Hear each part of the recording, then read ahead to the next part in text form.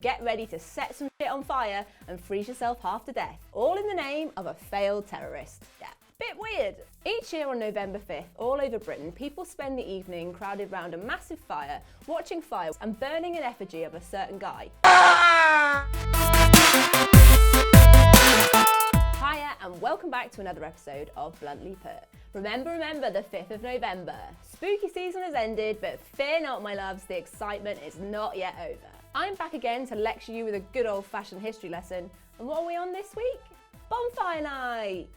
Okay, sorry Americans, I realise you probably have no clue what I'm on about here. But don't you worry yourselves. By the end of this, you'll be drinking tea and crying bloody hell as you throw a very human-looking dummy into a several-metre-high pile of flames, dancing around it joyfully afterwards with sparklers and a pint. We're a bit weird over here in the UK. So it's that time of year, the knitwear's back out, the heating's back on, and you can almost hear the Christmas music in the air. But hang on, we've got one celebration yet before we get there. Guy Fawkes! Yeah, arguably the best night of the year is upon us, so get ready to set some shit on fire and freeze yourself half to death, all in the name of a failed terrorist. Yeah. Bit weird. Each year on November 5th, all over Britain, people spend the evening crowded round a massive fire, watching fireworks and burning an effigy of a certain guy. Guy Fawkes. Why, you ask? Well, give me a sec, I'm about to tell you. Let's go a few hundred years back to 1605.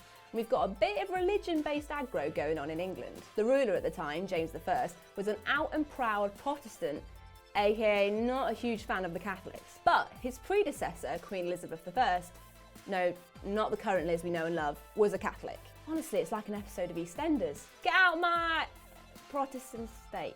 So yeah, everyone's got their knickers in a twist about which religion they are or aren't, and it's basically very stressful for all involved. Essentially, the people thought they were well in with James because his mum was a Catholic, but how wrong they were. To put it lightly, the Catholics had a very hard time. So people are disgruntled and generally unhappy, and along comes a guy called Robert Catesby.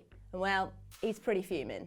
Having had enough of the king's shit, he plots to kill him, hoping that with the king gone, Catholicism will be back again. He pulls together a bunch of pals, including his cousin, and wait for it, Guy Fawkes, who by the way was actually called Guido, and starts plotting his revenge. They put together a plot to blow up the House of Lords on the opening day of Parliament, and lucky for them, their pal Guy absolutely loves the pyrotechnics. The gaggle of guys somehow leased the vault under the House of Lords, which to be honest is absolutely baffling, and sneaked about at night, filling it up with 36 barrels of gunpowder. Casual. On the evening of the 4th of November, little Guy was left guarding the entrance of the vault while some sneaky snake was off, causing trouble. That night, an anonymous letter was sent warning Lord Monteagle, a Catholic loyal to the crown, that the next morning Parliament would get a great blow.